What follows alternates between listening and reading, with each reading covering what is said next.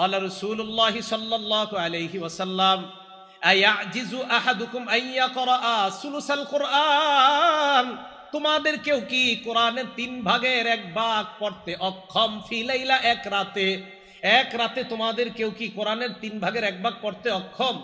এই কথা বলার পর ফাশাক্কা যালিকা আলাইহিম, সাহাবাদের কাছে ব্যাপারটা কষ্টকর মনে হয়।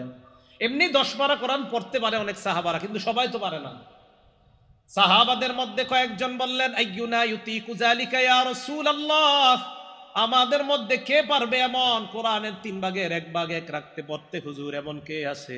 আল্লাহ নবী বললেন আল্লাহুল আহাদুস সামাদুস সুলুসুল কোরআন, কুল হুয়াল্লাহ সূরাটা কোরআনের 3 ভাগের 1 ভাগ, একবার পড়বা 10 পারা কোরআনের সওয়াব পেয়ে যাইবা। তার বিছানায় মাথা লাগা সূরা ইখলাস একবার পড়বেন 10 পারা, 2 বার পড়বেন 20 পারা, 3 বার পড়বেন তো আল্লাহ পাক 30 পারা কোরআনের সওয়াব দিয়ে দিবেন। قال رسول الله صلى الله عليه وسلم, আল্লাহ নবী বলেন যখন তোমরা বিছানায় যাওয়ার পর ফাল্যুসাম্মিল্লাহ, আল্লাহর নাম নিবা। তাহলে বিসমিল্লাহ বলে গেলেন। যাওয়ার পর ওয়াইযা আরাদা আইয়াত্তাজিআ, যদি তুমি ঘুমাইতে চাও ফাল্যাত্তাজি আলা শিক্কিহিল আইমান, তাহলে তুমি ডান কাত হয়ে তুমি শুইবা। শুইতে চাইলে ডান কাত হয়ে শুইবা। এবার আপনি ডান কাত হলেন, এটা একটা। আরেকটা হলো মাথার নিচে হাত রেখে আপনি আল্লাহরে বলবেন আল্লাহ আপনি কিয়ামতের ময়দানে আমাকে আপনার আযাব থেকে রক্ষা করেন। আল্লাহ যেদিন মানুষকে উঠাবেন সেদিন আপনি আপনার আযাব থেকে আমাকে রক্ষা করেন, এটা একটা। আর আয়াতুল কুরসিটা যদি আপনি পড়তে পারেন তো সারা রাত সমস্ত বিপদ আপদ থেকে আল্লাহ আপনাকে হেফাজত করবেন। সারা রাত আল্লাহ আপনাকে হেফাজত করবে। আর আমার আগের আলোচক বলছেন সূরা ইখলাস, ফালাক, নাস এগুলা পড়তে। তো এগুলোর তো আলাদা আলাদা বৈশিষ্ট্য আছে। রাসূল আকরাম সাল্লাল্লাহু আলাইহি সাল্লাম এক হাদিসের মধ্যে বলেন, সহিহ বুখারীর 515 নম্বর হাদিস, এই হাদিসের মধ্যে আসছে ক্বালা রাসূলুল্লাহ সাল্লাল্লাহু আলাইহি ওয়াসাল্লাম আয়াজিজু আহাদুকুম আন ইয়াকরা সুলুসাল কুরআন, তোমাদের কেউ কি কোরআনের 3 ভাগের 1 ভাগ পড়তে অক্ষম ফি লাইলা এক রাতে তোমাদের কেউ কি কোরআনের 3 ভাগের 1 ভাগ পড়তে অক্ষম? এই কথা বলার পর ফাশাক্কা যালিকা আলাইহিম, সাহাবাদের কাছে ব্যাপারটা কষ্টকর মনে হয়।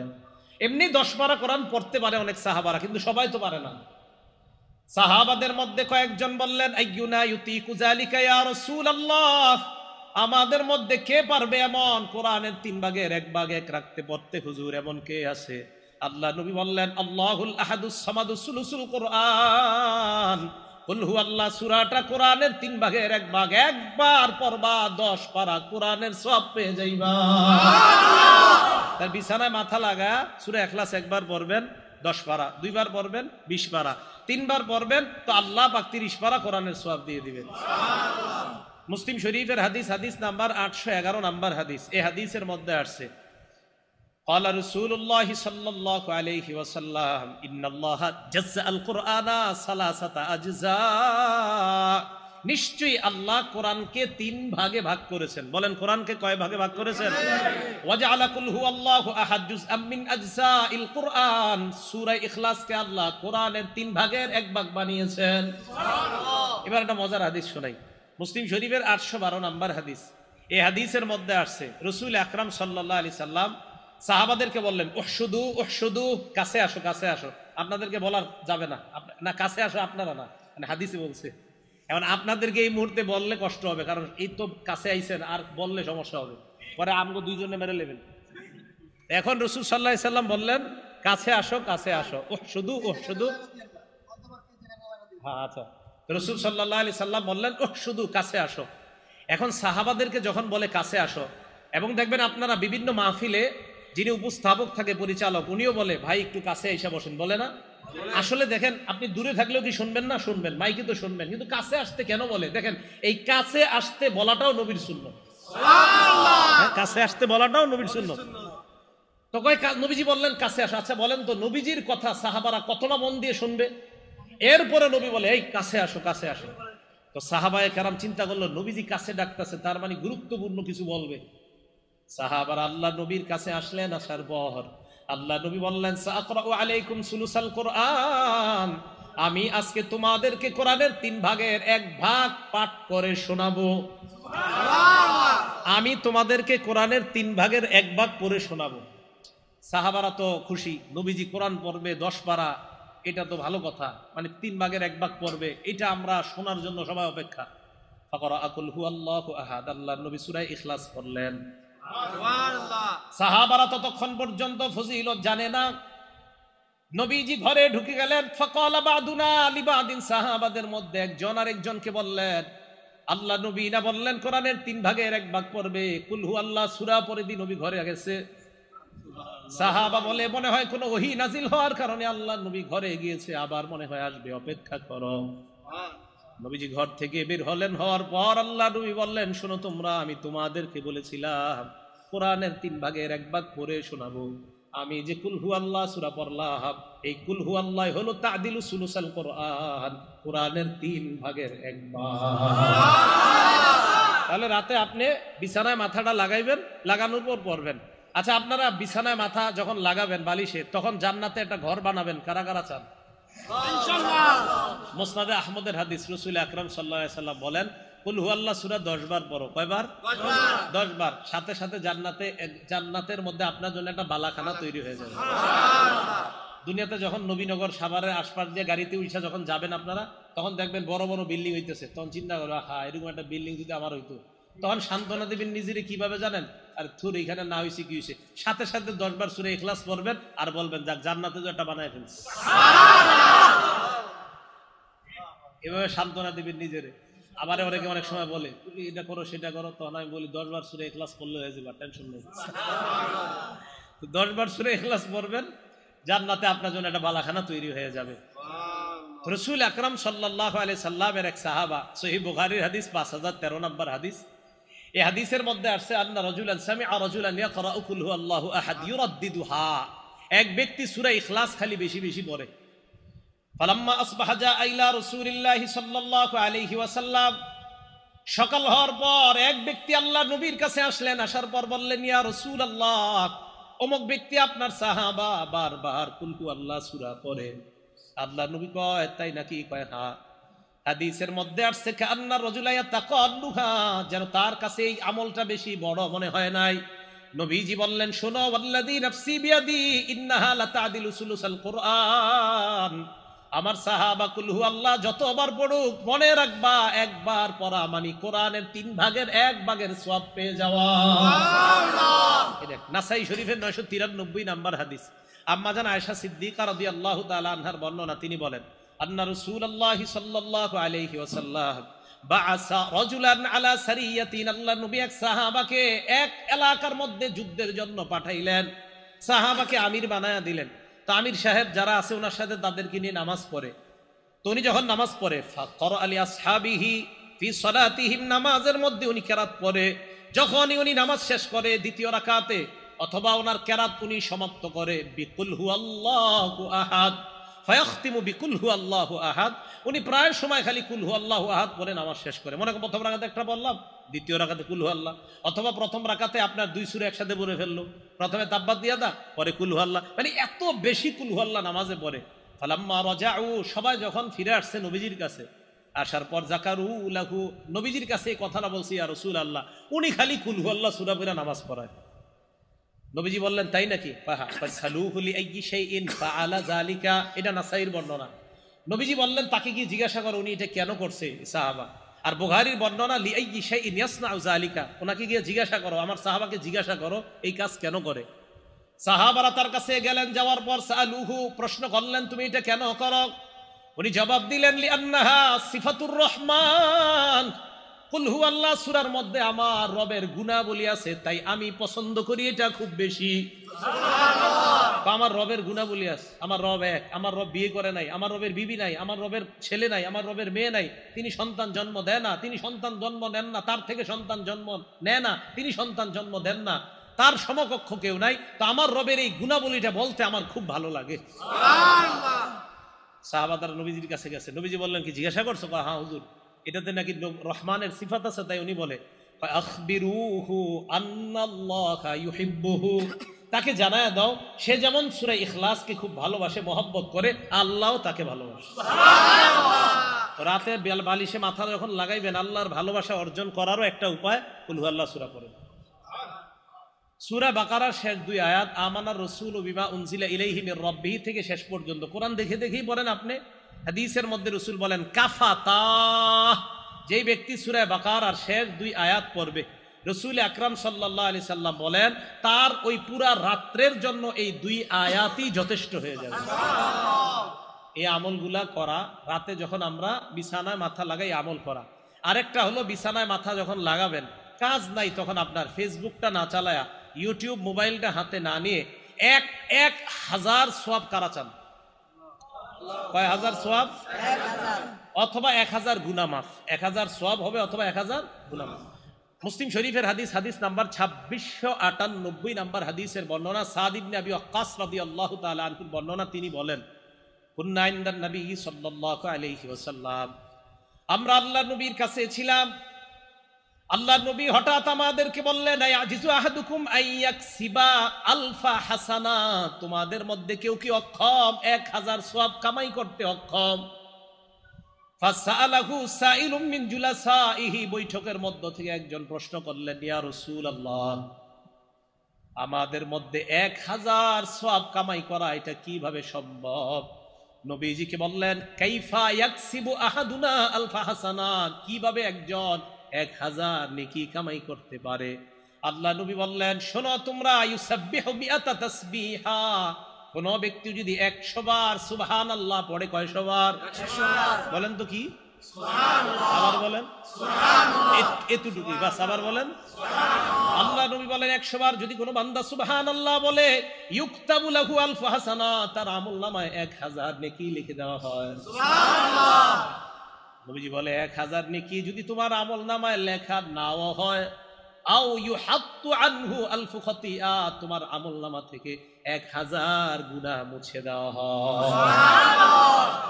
তাহলে 100 বার সুবহানাল্লাহ পড়বেন, হয়তো 1000 সওয়াব হবে, অথবা 1000 গুনাহ আপনার জীবন থেকে আল্লাহ মুছে ধুয়ে মুছে সাফ করে দিবেন। আল্লাহ আমলগুলা করা দরকার আছে না?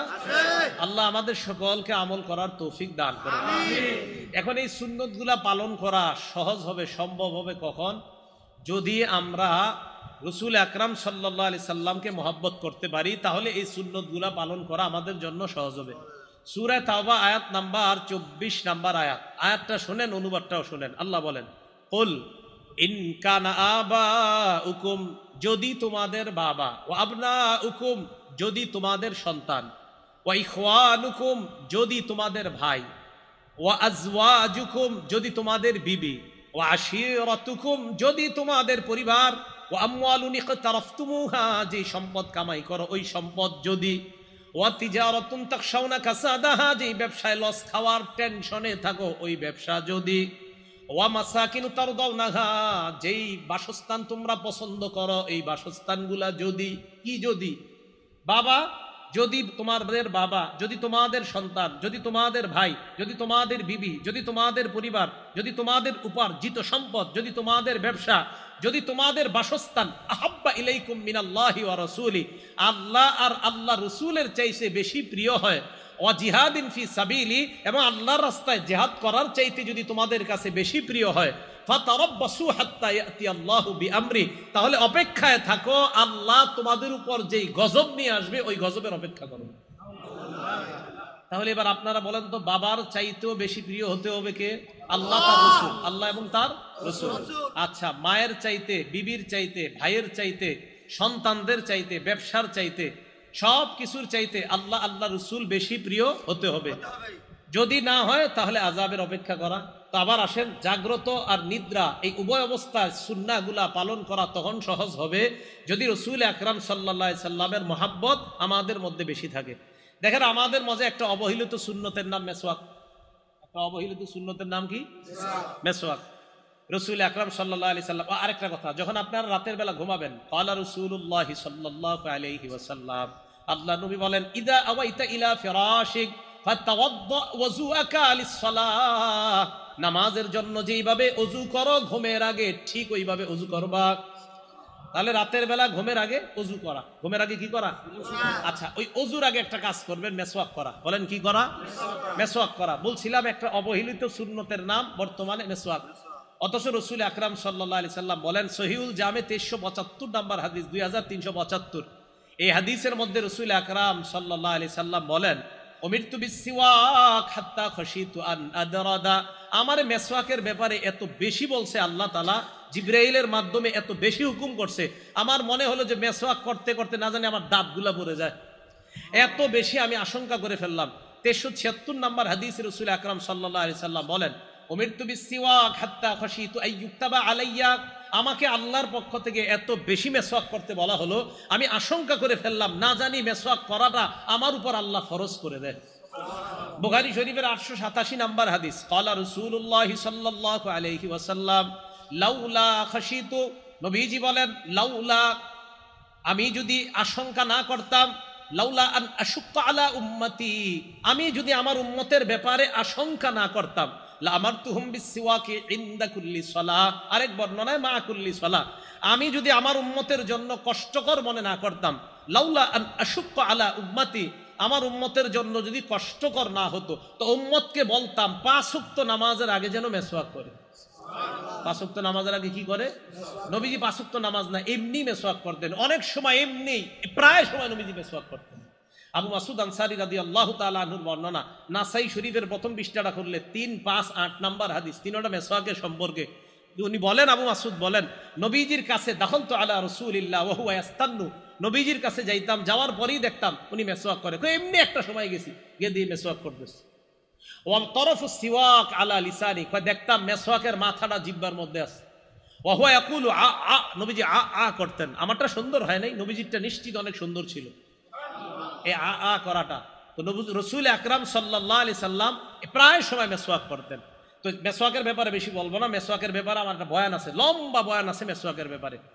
রাসূল আকরাম সাল্লাল্লাহু আলাইহি সাল্লামের বিবি আম্মাজান আয়েশা সিদ্দিকা রাদিয়াল্লাহু তাআলা আনহাকে একজন প্রশ্ন করছেন, নাসাই শরীফের 5040 নাম্বার হাদিস, আম্মাজান, নবী যখন বাহির থেকে ঘরে আসে সর্বপ্রথম কি করে?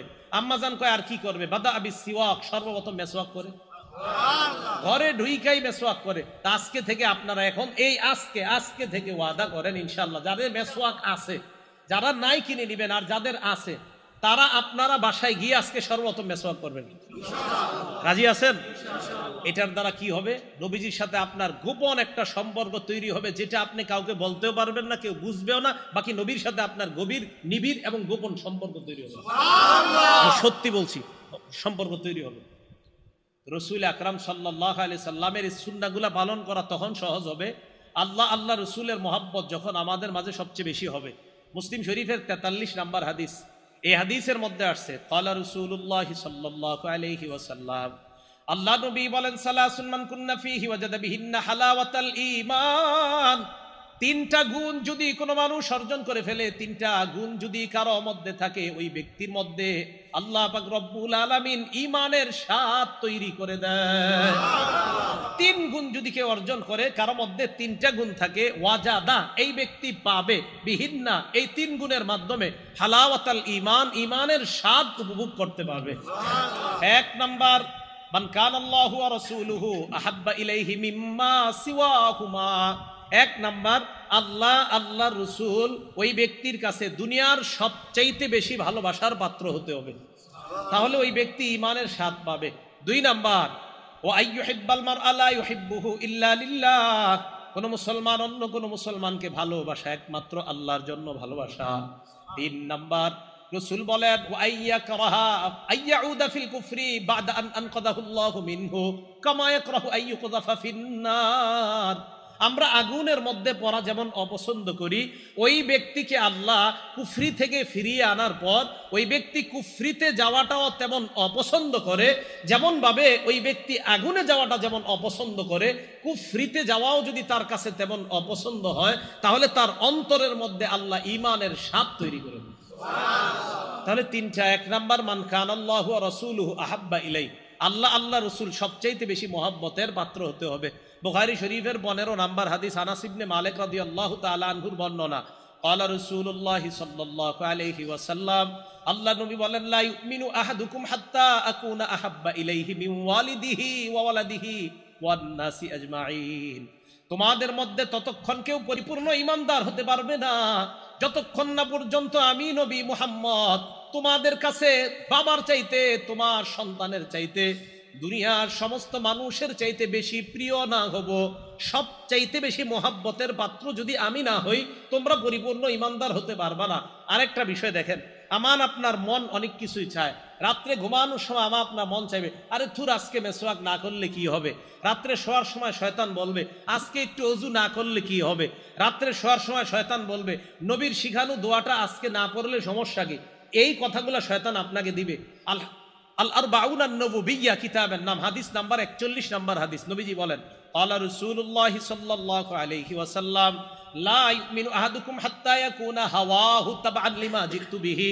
আমি নবী যা নিয়ে এসেছি, এই নিয়ে আসাটাকে যদি তোমাদের অন্তর, তোমাদের দিল, তোমাদের নফস, তোমাদের চাহিদা, তোমাদের অন্তর যদি আমি যা নিয়ে এসেছি এটাকে যদি অনুসরণ করতে না পারো, আমি বলছি এইভাবে ঘুমানো, এটা যদি তোমার দিল না চায়, আমি বলছি অজু করা, এটা যদি তোমার দিল না চায়, আমি বলছি এইভাবে মাথার নিচে হাতটা রেখে এই দোয়া পড়া, এটা যদি তোমার মন না চায়, আমি বলছি এইভাবে তুমি ডান কাত হয়ে ঘুমানো, এটা যদি তোমার দিল না চায়, লা ইউমিনু, তুমি পরিপূর্ণ ইমানদার হতে পারো নাই। রাসূল বলেন, তোমার দিল চাইবে আমার বিরুদ্ধে কাজ করা, ওই দিলের বিরোধিতা করে তুমি যখন আমি রাসূলের সুন্নাহ আদর্শকে গ্রহণ করবা, তখন পরিপূর্ণ ইমানদার হতে পারো। সুবহানাল্লাহ। লা ইউমিনু আহাদুকুম হাত্তা ইয়াকুনা হাওয়াহু তাবআ, হাওয়াহু তাবআ। আমাদের কুপ্রবৃত্তি, আমাদের চাহিদাগুলা গুনাহ করতে চায়। নবীজি বলে, আমি যা নিয়ে আসছি এই নফসকে এটার অনুসারী বানাও। আমি যা নিয়ে আসছি নফসকে এই আমার আনিত বিধানের, আমি আল্লাহ আল্লাহ রসুলের পক্ষ থেকে, মানে আল্লাহ আর আমার পক্ষ থেকে যে বিধান দিলাম, এই বিধানের অনুসারী তোমার নফসকে বানাও, তাহলে তুমি পরিপূর্ণ ইমানদার হবে। এবার দেখবেন, সত্যি সত্যি ঘুমানোর সময় আমরা যাদের সুন্নাহ বহির্ভূত ঘুমাই, শয়তান কতভাবে ধোকা দেয়। যে একদিন যদি এরকম তুই এইভাবে মেসওয়াক এক উক্ত নামাজে না করলে কি হয়, পকেটে মেসওয়াক আছে আপনার, এরপরে কয় আরে না করলে কি হয়। হ্যাঁ, একটা হলো জামাত দাঁড়ায় গেছে ঠিকই আপনি, কিন্তু আপনি জামাত ইচ্ছাকৃতভাবে যদি না ধরতে পারেন তো বুঝবেন শয়তান কোনো কাজে ব্যস্ত রাখছে আপনাকে, এই জন্য আসতে পারেন নাই, আর আয়সা আজকে মেসওয়াকটা করতে পারেন নাই। এগুলা শয়তানের কুপ্রবৃত্তি, আমাদের শয়তান আমাদেরকে অন্যভাবে চালাইতে চায়। তো নবীজি বলে, তোমার এই নফসকে আমার আনিত যে বিষয়গুলা, এগুলার অনুসারী যতক্ষণ না বানাতে পারবা, ততক্ষণ পরিপূর্ণ ইমানদার হতে পারবা না। আল্লাহ পরিপূর্ণ ইমানদার হওয়ার তৌফিক দান করেন। আনাস রাদিয়াল্লাহু তাআলা আনহুর আরেকটা বর্ণনা, মুসলিম শরীফের 2639 নম্বর হাদিসের বর্ণনা। আনাস ইবনে মালিক রাদিয়াল্লাহু তাআলা আনহু বলেন, বাইনা আনা ওয়া রাসূলুল্লাহ খারিজাইনি মিনাল মসজিদ, আমি এবং আল্লাহ রাসূল মসজিদে নববী থেকে বের হইতেছিলাম। লাকিনা রাজুলান ইনদা সুদ্দাতিল বাব, দরজায় এক ব্যক্তির সাথে আমার আর রাসূলের সাক্ষাৎ। ওই ব্যক্তি আল্লাহ রাসূলকে বললেন, ইয়া রাসূলুল্লাহ মাতাস সাআহ, হুজুর কিয়ামত কবে হবে? নবীজি জবাব দিলেন, মা আদাত্তালাহা, কিয়ামতের প্রস্তুতি নিছনি। ওই ব্যক্তি জবাব দিলেন, হুব্বুল্লাহ ওয়া রাসূলিহি, আল্লাহ আল্লাহ নবীর মুহাব্বত, এটাই হলো আমার প্রস্তুতি। সুবহানাল্লাহ, আমি আল্লাহকে ভালোবাসি, আল্লাহ রাসূলকে ভালোবাসি, এটা আমার প্রস্তুতি। নবীজি বললেন, ফাইন্নাকা মা মান আহবাবতা, তুমি যাকে মুহাব্বত করো কিয়ামতের ময়দানে তার সাথেই তুমি থাকবা। সুবহানাল্লাহ। আনাস বলেন, ফামা ফারিহনা বাদাল ইসলাম আশাদ্দা ফারহান বাদা কাউলিন নবী সাল্লাল্লাহু আলাইহি ওয়াসাল্লাম, আনতা মামান আহবাবতা। আল্লাহ নবী যখন বললেন তুমি যাকে মুহাব্বত করো কিয়ামতের ময়দানে তার সাথে থাকবা, হযরতে আনাস বলেন, নবীর এই কথা বলার পর, ইসলাম গ্রহণ করার পর এত খুশি আমরা আর কখনো হই নাই। আনাস বলেন, নবীর এই কথা এত খুশি হইছি কেন? আনাস বলেন, ফা আনা উহিব্বুল্লাহ, আমি আল্লাহরে ভালোবাসি, ওয়া রাসূলা, আল্লাহ রাসূলকে ভালোবাসি, ওয়া আবা বকরিন, আবু বকরকে ভালোবাসি, ওয়া উমর, উমরকে ভালোবাসি, ওয়া আরজু আন আকুনা মাহুম, আমার আশা আমি তাদের সাথেই হাসরে থাকবো, তাদের সাথেই জান্নাতের আশেপাশে থাকবো। সুবহানাল্লাহ। আনাস বলেন, ওয়া ইনলাম আমাল বিআমালিহিম, কয় যদিও আমি তাদের মতো আমল করতে পারি নাই, তবে আমার আশা হাসরে আমি তাদের আশেপাশেই থাকবো। এই হাদিস দ্বারা কি বোঝা যায় বলেন তো? আমরা যাদেরকে মহব্বত করব তাদের মতো যদিও এত বেশি আমল করতে পারবো না, আসলে সম্ভব না, সাহাবাদের মতো তো আমি আমল জীবনে করতে পারবো না, কিন্তু মহব্বত করবো, যে না নবীর সাহাবাদেরকে মহব্বত করি, রসুলকে মহব্বত করি, আশা করা যায় নবী সাহাবাদের ওলামাদের আশেপাশে আমরা থাকবো ইনশাআল্লাহ। এবার বিপরীত দিকে দেখেন তো, আপনি মহব্বত যদি অন্য কাউরে করেন। আরেকটা হাদিস শোনেন তাহলে, মুসলিম শরীফের 2640 নাম্বার হাদিস, আগেরটা বললাম 2639, এটা হলো 2640। এই হাদিসের বর্ণনাকারী আব্দুল্লাহ ইবনে মাসউদ রাদিয়াল্লাহু তাআলা। আব্দুল্লাহ ইবনে মাসউদ রাদিয়াল্লাহু তাআলা আনহু বলেন, জাআ রাজুলুন ইলা নবী সাল্লাল্লাহু আলাইহি ওয়াসাল্লাম, এক ব্যক্তি আল্লাহ নবীর কাছে আসলেন। আসার পর আল্লাহ নবীকে বললেন, ইয়া রাসূলুল্লাহ কাইফা তারা ফি রাজুলিন আহাব্বা কওমান ওয়া লাম্মা ইয়ালহাক বিহিম। হুজুর, ওই ব্যক্তির ব্যাপারে আপনি কি বলেন যেই ব্যক্তি কোনো সম্প্রদায়কে ভালোবাসে। আপনাদের এলাকার কোনো মানুষ আলেমদেরকে মহব্বত করেন, কিন্তু আলেমদের মতো এত পরিমাণ আমল করতে পারেন না, আসলেই পারবেন না। সারাক্ষণ তারা হয়তো কল আল্লাহ না হয় কলা রসুলুল্লাহ নিয়ে আসে, তো সারাক্ষণ সওয়াবের মধ্যে থাকে। বিশেষ করে হেফসখানা মুক্তবে যারা আছে তারা তো 24 ঘন্টা আমল জারি আছে তাদের। এখন আপনাদের এলাকার কেউ আলেমদেরকে মহব্বত করেন, কিন্তু তাদের মতো আমল করতে পারেন না। এক ব্যক্তিকে নবীজিকে বললেন, হুজুর ওই ব্যক্তির ব্যাপারে আপনি কি বলেন যে ব্যক্তি কোনো সম্প্রদায়কে মহব্বত করে কিন্তু তাদের মতো আমল করতে পারে না, তার ব্যাপারে আপনি কি বলেন? নবীজি বললেন, আলমার উমান আহাব্বা, মানুষ তাদের সাথেই কিয়ামতের মাঠে থাকবে যাদেরকে সে মহব্বত করে। এই কথাটা সারা জীবন মনে রাখেন। আমি যাকে মহব্বত করব তার সাথে আমার হাসর হবে। আজকাল অনেকে দাবি করে দেখবেন, আমি কি কম নামাজ পড়ি, আমি কি কোরআন রিসার্চ কম করি, বা আমি কি হাদিস রিসার্চ কম করি, এরকম বলে অনেকে। কিন্তু উনি কোরআনও রিসার্চ করে, হাদিসও রিসার্চ করে। এইগুলা রিসার্চ করার পর ওনার ফলাফল কি বাইরে জানেন? উনি এইগুলা রিসার্চ করার পর ফলাফল বের হয় যে এতদিন বাংলাদেশি হুজুররা যা বলছে ইসলাম সব এরা ভুল বুঝাইছে আপনাদেরকে। তখন একটা বইয়ের নাম দিয়ে দিবে, প্রকৃত ইসলাম ও নকল ইসলাম। কি নাম দিবে? ওলামায়ে কেরাম যে আদর্শ আপনাদেরকে শিখাইতেছে কোরআন সুন্নাহ, এটার নাম দিবে নকল, আর ওনারটার নাম দিবে প্রকৃত। তখন উনি আপনাকে বলবে ওই হাদিসগুলা মানা যাবে না, কারণ এই হাদিসগুলার সাথে কোরআনের ওই আয়াতের সাংঘর্ষিক, ওই হাদিসগুলা মানা যাবে না, এটার সাথে কোরআনের ওই আয়াতটা মিলতেছে না, আপনাকে এরকম বুঝাবে। তো মনে রাখবেন, আপনি যদি ওই ব্যক্তিকে মহব্বত করেন, যেই ব্যক্তি আপনারে বুঝাইতে বুঝাইতে এক পর্যায়ে মসজিদ থেকে বের করে ফেলে, তো কিয়ামতের মাঠে আপনি তার সাথেই থাকবেন। এই জন্য ভয়ঙ্কর অবস্থার মধ্যে আমরা আছি, এটা কিন্তু মাথায় রেখেন। রাসূল আকরাম সাল্লাল্লাহু আলাইহি সাল্লাম বলে, আমার উম্মত শেষ জামানায় তোমরা একজন আমল করবা, 50 জনের সওয়াব তোমার আমলনামায় লেখা হবে। সুবহানাল্লাহ। সাহাবারা নবীজির প্রশ্ন করলেন, হুজুর কোন 50 জন? আমাদের 50 জন না ওই জামানার 50 জন? নবীজি বললেন, বাল মিনকুম 50, বরং তোমাদের 50 জনের সওয়াব আমার শেষ উম্মতের এক ব্যক্তিকে দেওয়া হবে। সুবহানাল্লাহ। এই জন্য এই যুগে একবার ওইটাতে যাওয়া, একবার ওইটাতে, মানে চারোদিকে আপনি খালি দৌড়ান, না মনে হয় ওখানে ঠিক, ওখানে ঠিক। এত দৌড়াদৌড়ি বাদ দিয়ে মসজিদ মাদ্রাসা ধরেন, ইনশাল্লাহ ঠিক থাকবেন। অত দৌড়াদৌড়ি বাদ দেন, খালি চারোদিকে খোঁজে কোথায় যাবে কোথায় যাবে, এক পেরেশানির মধ্যে জায়গাটা হঠাৎ কয়, হুজুর এতদিনে প্রকৃতি ইসলাম বুঝছি, এতদিন বুঝিনি। এই কথাগুলা যখন আপনাদেরকে কেউ বুঝাবে, ওই লোকটাকে পাল্টা বলবেন, চলেন আমাদের মাদ্রাসার মোতামিম সাহেবের কাছে আপনাকে নিয়ে যাই। তখন বলবে, আমার কাজ আছে, অন্যদিন আসবে।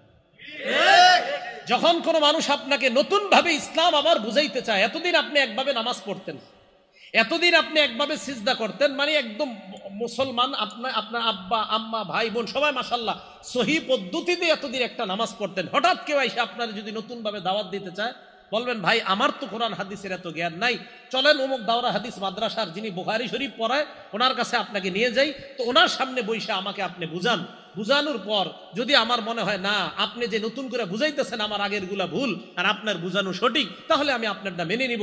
তখন উনি দুইটা অপশন বলবে আপনাকে, এক বলবে এরা কি বুঝে, দ্বিতীয় বলবে আমার সময় নাই। যখন এই কথা বলবে তখনই বুঝবেন এর মধ্যে সমস্যা আছে। আরে ভাই আমি কিন্তু বলছি না ওনার জ্ঞান নাই, তো উনি সমস্যা কোথায়? শাইখুল সাহেবের সাথে একটু বসতে, ওনার সমস্যাটা কোথায়? এই জন্য আপনাদেরকে চারোদিক থেকে বিভিন্ন ভাবে বোঝানো হবে। রাসূল আকরাম সাল্লাল্লাহু আলাইহি সাল্লামের মহব্বত রাখেন, নবীজি সাল্লাল্লাহু আলাইহি সাল্লামের মহব্বত অন্তরে লালন করেন। একটা কথা মনে রাখবেন, 28 পারা 2 নম্বর পৃষ্ঠা সূরা মুজাদালার 11 নম্বর আয়াতে আল্লাহ বলেন, ইয়ারফাইল্লাহুল্লাযীনা আমানু মিনকুম, তোমরা যারা ঈমানদার, এই তোমাদের ঈমানদারদের মর্যাদা আল্লাহ বাড়ায়। সুবহানাল্লাহ। আবার বলেন সুবহানাল্লাহ। কাদের মর্যাদা আল্লাহ বাড়ায়? ঈমানদার। আবার বলেন কাদের মর্যাদা? ঈমানদার। এখানে আমরা ইনশাআল্লাহ সবাই ঈমানদার না? ইনশাআল্লাহ। আলেম আছেন এখানে? আছে। এবার কি কয় দেখেন, আল্লাযীনা উতুল ইলমা দারাজাত, আর তোমরা ঈমানদারদের মধ্যে আবার আলেম যারা, তাদেরকে আবার আল্লাহ স্পেশাল মর্যাদা দেন। সুবহানাল্লাহ। আপনি কাদের সমালোচনা করছেন? এই জন্য আপনি কাকে মহব্বত করেন, যাকে মহব্বত করবেন তার সাথে আপনার হাসর। রাসূল সাল্লাল্লাহু আলাইহি সাল্লামকে উনি প্রশ্ন করলেন, ইয়া রাসূলুল্লাহ, আমি এমন ওই ব্যক্তির ব্যাপারে আপনি কি বলেন যেই ব্যক্তি কোনো সম্প্রদায়কে মহব্বত করে কিন্তু তাদের মতো আমল করতে পারে নাই? নবীজি বলেন, আল মারউ মা মান আহাব্বা, যেই ব্যক্তি যাকে মহব্বত করে সে তার সাথেই থাকবে। তো আমরা যেন সাহাবায়ে কেরাম, উলামায়ে কেরাম, রাসূল আকরাম সাল্লাল্লাহু আলাইহি সাল্লামের মহব্বত অন্তরে ধারণ করতে পারে, আল্লাহ তৌফিক দান করেন। সাহাবাদের সমালোচনা যদি কেউ করে, আলেমদের সমালোচনা যদি কেউ করে, তাবিদের সমালোচনা কেউ করে, ইমামদের সমালোচনা যদি কেউ করে, এই সমালোচনায় কখনো কান দিবেন না। ইমাম আবু হানিফার সমালোচনা যদি কেউ করে, ইমাম বুখারীর সমালোচনা যদি কেউ করে, ইমাম শাফি রহমতুল্লাহ আলাইহির সমালোচনা যদি কেউ করে, ইমাম মুসলিম রহমতুল্লাহ আলাইহির সমালোচনা যদি কেউ করে, ইমাম মালিক রহমতুল্লাহ আলাইহির সমালোচনা যদি কেউ করে, ইমাম আবু দাউদের সমালোচনা যদি কেউ করে, ইমাম তিরমিজি, ইমাম নাসাই ওনাদের সমালোচনা যদি কেউ করে, ইমাম আহমদ ইবনে হাম্বল ওনাদের সমালোচনা যদি কেউ করে আপনার মুখের সামনে, তখন আপনি বলবেন, ভাই আমি তো জানি ওনারা শ্রদ্ধেয় ইমাম, ওনাদের ব্যাপারে কোনো কথা থাকলে আমাকে না বইলা পাশে একটা মাদ্রাসা আছে দাওরায়ে হাদিস, এখানে চলেন, এই মাদ্রাসায় আলেমদের সাথে একটু কথা বলেন, বলার পর ওনাদের সামনে বইলেন যে এই ইমাম এই ছিল, তখন আমি কথাগুলো শুনবো। অন্যথায় কারো কথায় কান দিয়েন না। আরে ভাই, আপনার নিজের ইমানের আমল নিয়েই তো আপনি টেনশন থাকা দরকার। আপনি আইছেন আবু হানিফারে নিয়ে টেনশন করতে, ইমাম আবু হানিফারে নিয়ে, ইমাম বুখারীকে নিয়ে এত টেনশন আপনার, কি পরিমাণ টেনশন! সুবহানাল্লাহ, মাঝে মাঝে চিন্তা করি যে সাধারণ জনগণের এত টেনশন ইমাম আবু হানিফারকে নিয়ে। মাঝে মাঝে ফেসবুকে দাঁড়িয়েও নাই, কিচ্ছু নাই, এমন এমন লোক ইমাম আবু হানিফা রহমতুল্লাহ আলাইকে গালি দিয়ে কথা লেখে। এদের কথায় কান দিয়ে না। আমি দেখেন, আমি বলার পর হয়তো এই বের হয়ে অনেকে বলবে, হ্যাঁ কি বুঝে এটা বলবে, ঠিক আছে, আমি আপনার চেয়ে কমই বুঝি, আমি মেনে নিচ্ছি আপনার চেয়ে কম বুঝি। আপনারা সাধারণ যারা, অন্তত 2-3 জনকেও তো আমার কথাটা আমি ঢুকাইতে পারতেছি, আপনাদেরকে আমি বলে যাই, এই যুগে ইমানের উপর থাকার জন্য চারদিকে কান দিয়েন না। জুমার নামাজটা ঠিক মতো পড়েন, ওখানে আলোচনা শোনেন খতিব সাহেবের, 5 ওয়াক্ত নামাজ মসজিদে ঠিক মতো পড়েন, সুন্নত মোতাবেক চলেন, খালি একটা কাম করেন না, গুনাহ করেন না, আর নামাজগুলা সুন্দরভাবে পড়েন। অমুকে কি বলছে এটা শুনতে যায়েন না, নামাজ পড়েন সুন্দর মতো, রমজান মাসে রোজা রাখেন, মুতু ওয়াদখুলু জান্নাতা রাব্বিকুম, মরেন আর জান্নাতে যান। এটা সাধারণদের জন্য বললাম, যারা পড়াশোনা করে দেন, সাধারণ যারা আপনারা দোকানে কাজ করে, ও হে উনি হঠাৎ ওনার 20 বছরের আগের নামাজ বাদ দিয়ে নতুন ভাবে নামাজ শুরু করছে, আরে এগুলা করবেন না। আল্লাহ পাক রব্বুল আলামিন আমাদের সকলকে ওলামাদের মহাব্বত, সাহাবাদের মহাব্বত সহ মহাব্বত যেন আমরা আঁকড়ে ধরে মুহাম্মদ সাল্লাল্লাহু আলাইহি সাল্লামের মহাব্বত নিয়ে আমরা যেন কবরে যাইতে পারি, আল্লাহ তৌফিক দান করেন। আরেকটা কথা, সাহাবায়ে কেরামের সমালোচনা যেই মজলিসে হয় সেই মজলিসে যাবেন না, সেই মজলিসে বসবেন না। সাহাবায়ে কেরামের সমালোচনা যে করে তার মুখের উপরে বলে দিবেন লানাতুল্লাহ, তার মুখের উপরে বলে দিবেন যে সাহাবা সমালোচনা যারা করে তাদের উপর আল্লাহর অভিশাপ, আল্লাহর নবীর অভিশাপ, সমস্ত মানুষের অভিশাপ। সাহাবা সমালোচনা যেই মজলিসে হয় ওই মজলিসে যাবেন না। সাহাবা সমালোচনা যেই বইয়ে লেখা আছে ওই বই পড়বেন না। সাহাবা সমালোচনা যেই এলাকার মধ্যে মানুষ বেশি করে ওই এলাকার আশেপাশ দিয়েও ঘুরবেন না। নবীজি সাল্লাল্লাহু আলাইহি সাল্লাম বুখারীর বর্ণনায় বলেন, লা তাসুব্বু আসহাবি, আমার সাহাবাদেরকে গালি দিও না। মনে রাখবা, তাদের কেউ, তোমাদের কেউ উহুদ পাহাড় পরিমাণ দান করা, তোমাদের কেউ উহুদ পাহাড় পরিমাণ যদি দান করো, এই দান করাটা আমার সাহাবার 1 হাত পরিমাণ অথবা 2 হাত পরিমাণ যে দান, ওই দানের কাছেও বুঝতে পারবা না। এই জন্য তাদেরকে গালি দেওয়া যাবে না। তাহলে আমি মহাব্বতের ধারাটা বুঝাইতে চাইতেছি, ওলামায়ে কেরাম তাদেরকেও মহব্বত করব, আল্লাহওয়ালা পীর মাশায়েখদেরকে মহব্বত করব, ইমামদেরকে মহব্বত করব, তাবিদেরকে মহব্বত করব, তবে তাবিনদেরকে মহব্বত করব, সাহাবাদেরকে মহব্বত করব, সমস্ত নবীদেরকে মহব্বত করব, আল্লাহকে মহব্বত করব। এই মহব্বত অন্তরে ঢুকিয়ে বাতিল থেকে বেঁচে থেকে, বেদাত থেকে বেঁচে থেকে, হকের উপর অটল থেকে যেন আমরা দুনিয়া থেকে বিদায় নিতে পারি, আল্লাহ তৌফিক দান করেন। তাহলে আগের মূল কথায় ফিরে আসি, জাগ্রত আর নিদ্রা উভয় অবস্থাটা যেন রসুলের সুন্নাহ মোতাবেক কাটে। আর রসুলের সুন্নাহ মোতাবেক তখনই সম্ভব হবে যখন নবীজির মহব্বত অন্তরে আমরা লালন করতে পারবো। আল্লাহ পাক রব্বুল আলামিন সকলকে কথাগুলোর উপর আমল করার তৌফিক দান করেন। আমিন ওয়া আখিরু দাওয়ানা আনিল হামদুলিল্লাহি রাব্বিল আলামিন।